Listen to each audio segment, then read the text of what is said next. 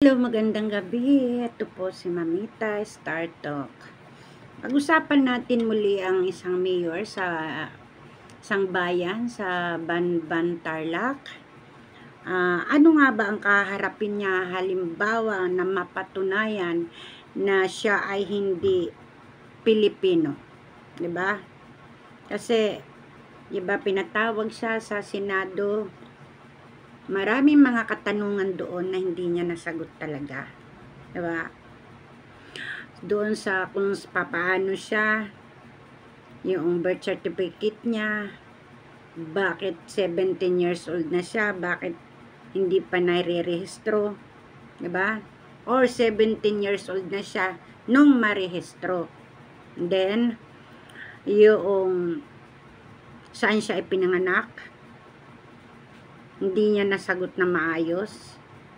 And then, saan siya nag-aral? Diba? So, marami mga taong nabahala sa mga sagot niya na hindi talaga, wala akong nakuhang maayos na mga sagot. Diba? Bilang isang mamamayan dito sa atin, sa Pilipinas, syempre nag-worried tayo. Dahil kung hindi nga siya Pilipino, bakit siya naging mayor? No? So, may kasagutan dyan ang ating kumilik. Ha? Ano ba mangyayari? Halimbawa, niloko. Halimbawa, napatunayan na hindi siya talaga Pilipino. Ay natural yun, may kaso. Ang tanong, ito tanong ko lang to ha, na marami din ng mga tao nag-iisip. Halimbawa, hindi nga siya Pilipino. Mawawala ba siya bilang isang mayor? Yun yung tanong ko. No? Or kayo din, nagtatanong din kayo ng ganyan. Diba? Kasi, siyempre, kung nagsinungaling nga siya sa saligang batas, no? Na hindi siya talaga Pilipino, eh natural talaga may kaso.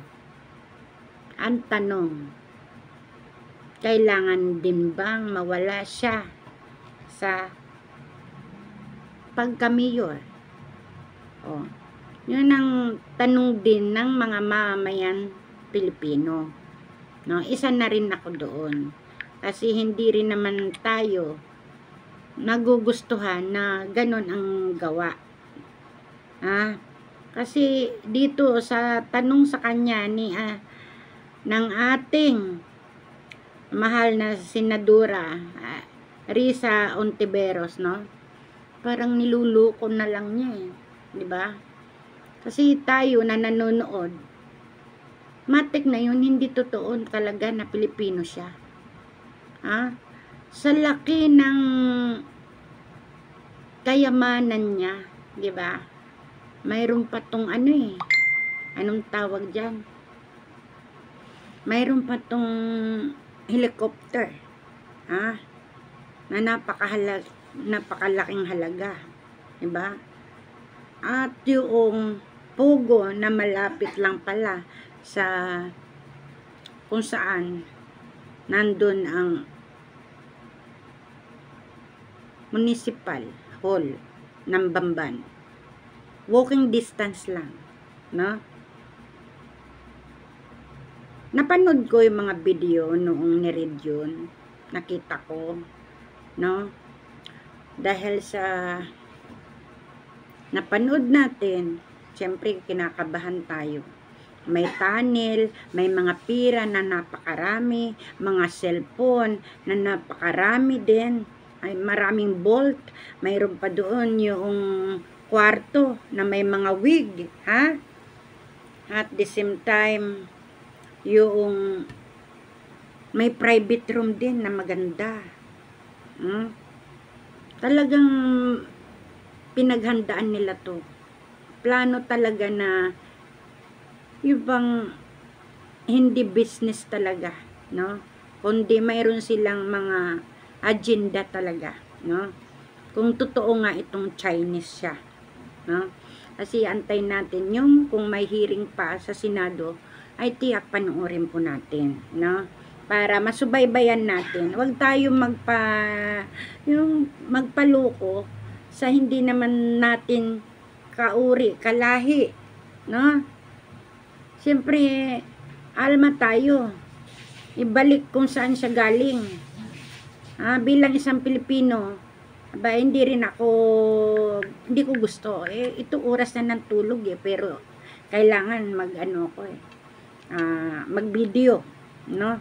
Ito yung kasagutan ng COMELEC. Pakinggan po natin.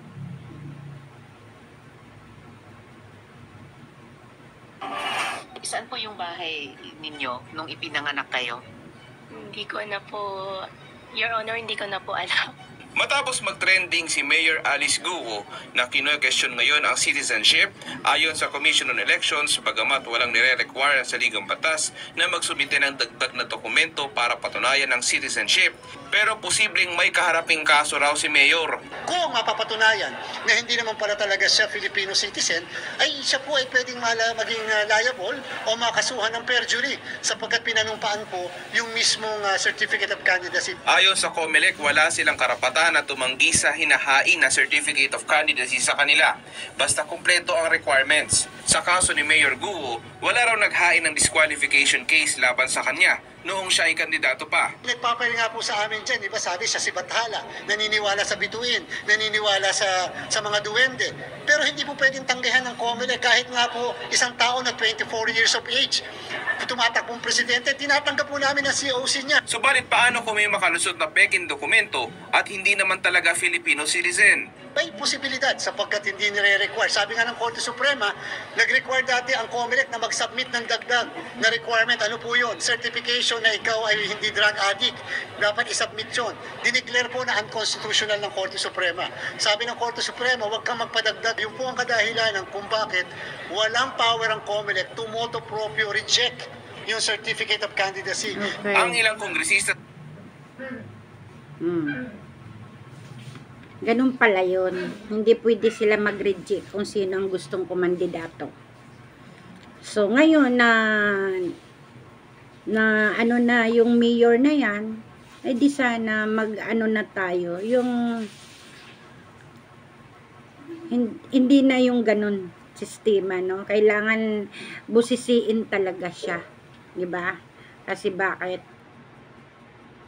Mahirap yung mayroong tayong naiupo na hindi nating kalahi, no? Kasi katulad niyan, sinasabotahe tayo ng China na, di ba? Yung ating Philippine Sea na gusto nilang angkinin na, kanila na.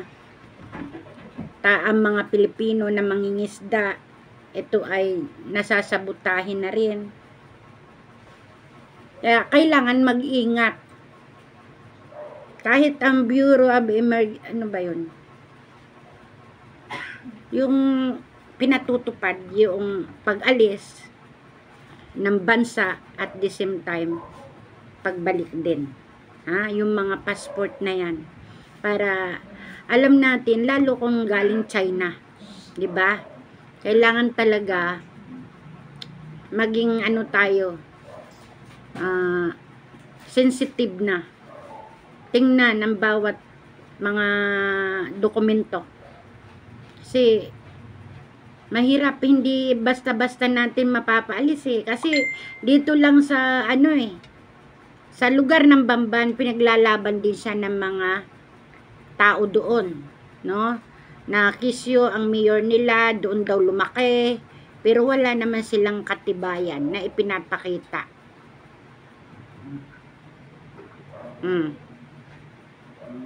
Puro lang salita. Siyempre, kung matulungin nga naman, saan ka pa? Di doon ka na sa matulungin. Kaso nga, hindi natin siya kalahi. Once na napatunayan, ang tanong, paalisin ba siya sa pagka-mayor? Comment nyo po dyan sa video ko para malaman natin kung ano ba ang gusto nyo. Ito po si Mamita, Star Talk. Magandang gabi.